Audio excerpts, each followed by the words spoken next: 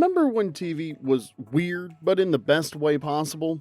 When a guy in rainbow suspenders could sit upside down in a chair and somehow make it appointment television? Mork and Mindy wasn't just a sitcom. It was a live-action cartoon, a cosmic oddball, and the launchpad for one of the greatest comedic minds of our generation. From rainbow suspenders to alien baby births, this show made zero sense. And that's exactly why we loved it. Robin Williams turned a throwaway guest spot on Happy Days into a cultural phenomenon, complete with its own language, wardrobe, and enough improvised chaos to power a small space station. Come on, let's have a little breakfast. May I be of some assistance? Oh, sure. I guess you could set the table. Oh. Where would you like me to set it? Hurry up, I'm getting a cramp in my finger. Today, we're counting down 12 weird facts about Mork and Mindy, from Star Trek hand-me-downs and casting surprises to on-set chaos. Now, before we get started, be sure to subscribe and share this with someone who still remembers when Nanu Nanu was an acceptable greeting. It really helps us reach more retro TV fans just like you. Now, let's dive into the wonderfully weird world of everyone's favorite suspender-wearing alien. Number 12, the show was inspired by an episode of The Dick Van Dyke Show. Now, yes, Mork and Mindy spun off from Happy Days, but the weirdness really started way earlier with The Dick Van Dyke Show. Because apparently all great TV ideas are just old TV ideas wearing new rainbow suspenders.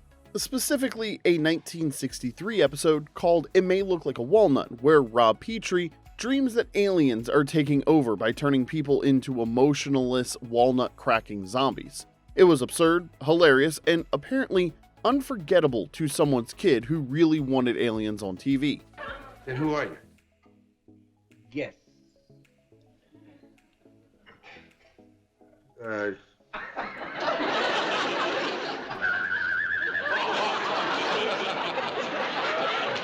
Now, fast forward to 1977, and Happy Days creator Gary Marshall's son Scott was obsessed with Star Wars and kept begging his dad to put a spaceman on television. Kids, am I right? Director Jerry Paris remembered that old Dick Van Dyke episode and pitched the idea of an alien visiting Richie Cunningham. Marshall loved it, and just like that, Mork was born for a single Happy Days episode called My Favorite Orkin. Wait a minute, who are you? I am Mork, from Mork. Gabaza.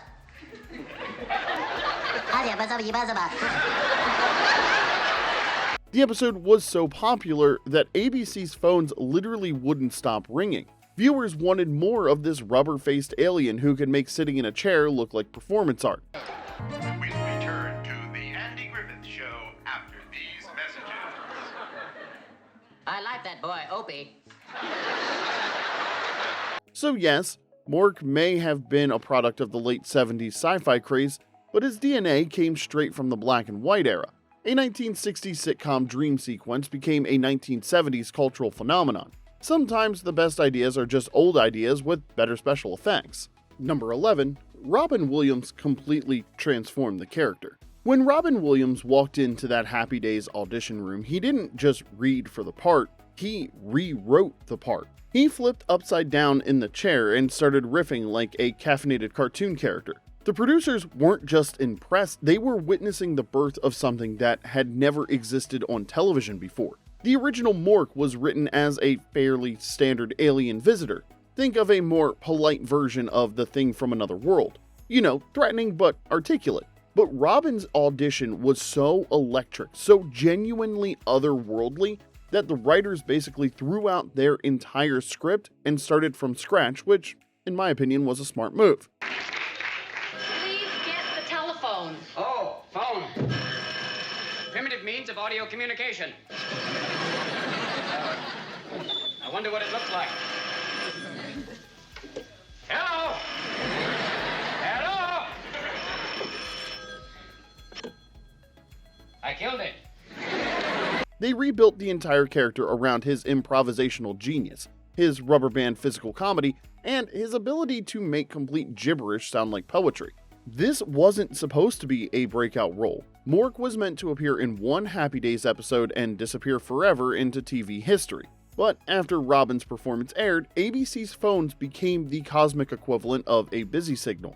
Producer Gary Marshall reportedly took one look at Robin bouncing around that audition room and said, he was the only alien to audition, and honestly, that tracks. The man was clearly from another planet, just not the one they originally had in mind. Number 10. Pam Dawber found out she was cast by reading Variety magazine. Getting cast in a hit TV show is usually the kind of news your agent calls you about with the champagne and fireworks and all that jazz. For Pam Dawber, it was more like, Pam, did you see the trades today? You're famous now. Surprise! She'd had no idea she'd been cast as Mindy. Literally none. No audition, no screen test, no heads up. ABC had her under a general contract, so they basically owned her face already. She'd just shot a failed pilot where she played a nun turned gang leader, because apparently 1970s television was even weirder than we remember, and rather than waste footage, the network spliced scenes of that disaster with Robin Williams' Happy Days cameo and sold the show. And that's the news for tonight.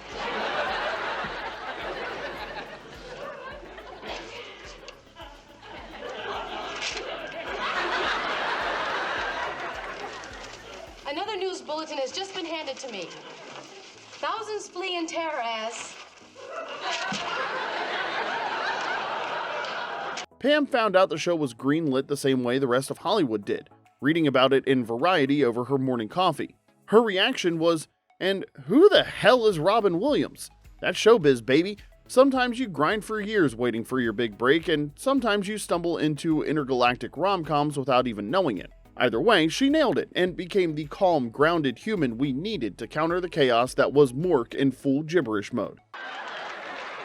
See, I'm going to ignore all this. I'm going to go to the store and buy some hiking boots. And you are coming with me on that trip? Why? Well, you've overlooked one vital statistic. The statistics say that more accidents occur in the home than any place else. So think how much safer you'll be with me in Yellowstone. Number 9. Mork and Mindy had a baby, and it was Jonathan Winters. By season 4, the writers had a problem. How do you keep a show about an alien weird enough to stay interesting? Simple. Give him a baby, from an egg, who's born fully grown, and played by a 58-year-old comedy legend. Meet Mirth, Mork and Mindy's son, who hatched from an alien egg as a full-grown adult and was played by none other than Jonathan Winters. Yeah, Robin Williams' comedy hero became his on-screen baby because apparently normal TV families were for other shows. I just hope it doesn't get the bedroom set. I love you, man.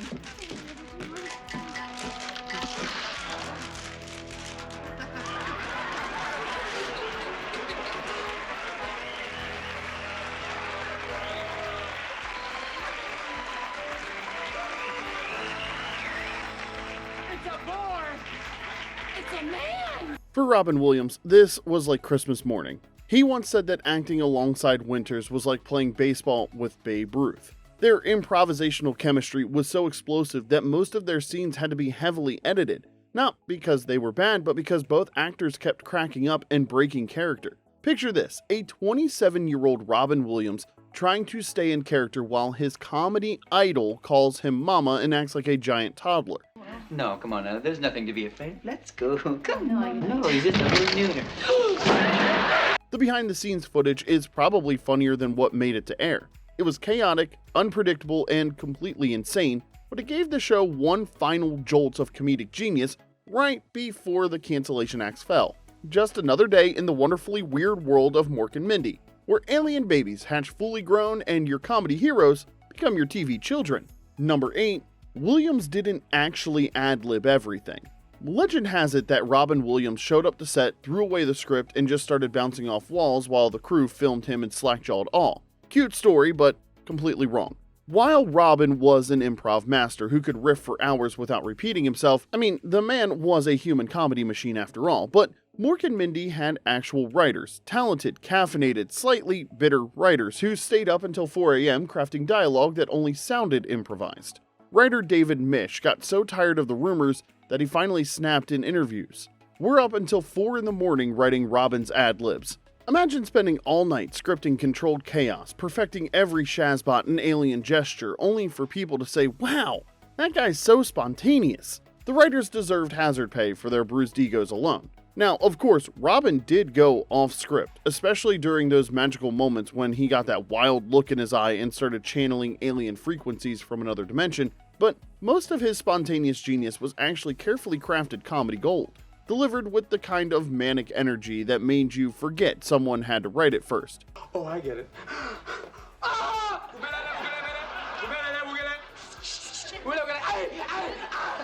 It's called Controlled Chaos, people, and it's harder than it looks. Now, if you're enjoying these cosmic behind-the-scenes stories, hit that like button and subscribe for more retro TV deep dives. Trust us, we've got plenty more "wait, that really happened?" moments coming your way. Plus, we promise not to make you count licks to get to the good stuff. Number 7.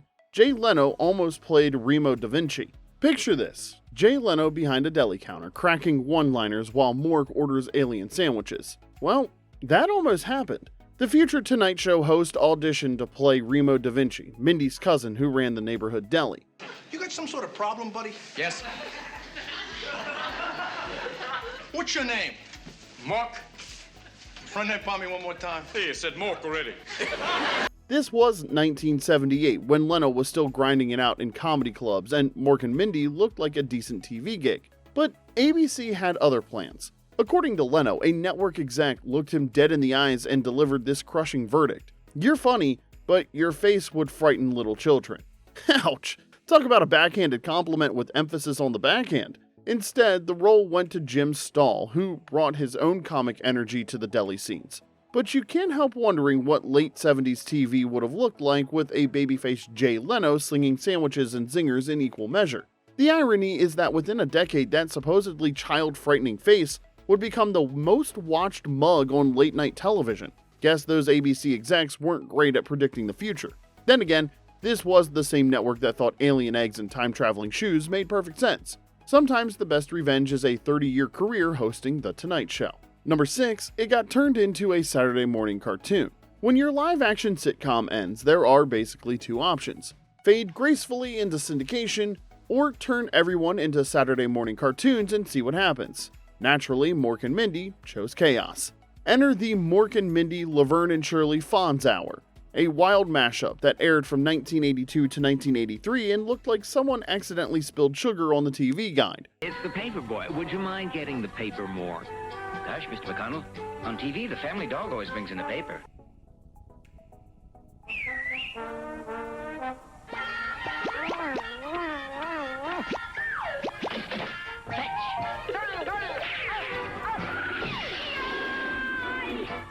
Robin and Pam voiced their cartoon selves, bless them for showing up to this madness, but the rest? Well, imagine Mork solving mysteries, Fonz time traveling, and Shirley yelling at animated gremlins. It was the Avengers, sitcom edition of course, except with way more weird noises and way fewer coherent plot lines. Animation Mork still reported to Orson, still wore the red jumpsuit, and still spoke fluent nonsense. Mork, Yes, Your Immensness? you won't learn anything about that planet-playing game. Go enroll in school. So I can learn to play games? No, I mean a regular school. Now go find yourself a place to stay and get hopping. Only now it was in Technicolor with slapstick gags, squeaky sidekicks, and plots that made season 4 look like Shakespeare. It lasted one season, which is about 12 episodes longer than it probably should have, but for kids growing up in the early 80s, it was a rainbow-flavored sugar rush with a side of what just happened. Saturday mornings were a different planet back then, and this cartoon was pure alien territory and we loved it. Number 5, Williams and Dawber reunited in 2014. After more than 30 years apart, Mork and Mindy reunited on screen one last time in 2014, minus the rainbow suspenders, time-traveling shoes, and floating space heads. Just two sitcom legends proving that some chemistry never fades, even when the aliens go home. Hi, Simon. You are aware it's after 1 o'clock in the morning? Oh, yes. It's been, what, 32 years? Oh, my God. Oh, 32 years. I remember there were 3 cameras and they shot on film. It was a really good time. It was the 70s, after all. Pam Dawber made a guest appearance on Robin Williams' CBS comedy The Crazy Ones, playing his character's love interest.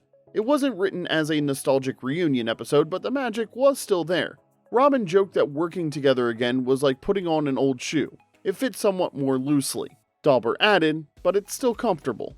This wasn't Mork doing handstands in the kitchen or Mindy rolling her eyes while secretly smiling. It was two seasoned professionals sharing screen time with grace, humor, and just enough nostalgia to make you feel things you weren't prepared for.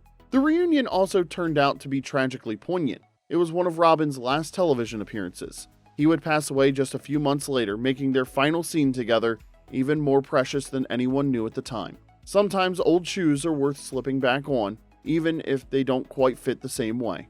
Number 4, Mork's spacesuit was recycled from Star Trek. Turns out Mork's famous red Orkin spacesuit wasn't custom made on planet Ork, it was literally dug out of Paramount Studios' wardrobe department and retrofitted from Star Trek. Because why create new alien fashion when you've got a whole galaxy's worth of space costumes collecting dust? That iconic jumpsuit Robin Williams wore originally belonged to Colonel Green, a space villain from the 1969 Star Trek episode The Savage Curtain.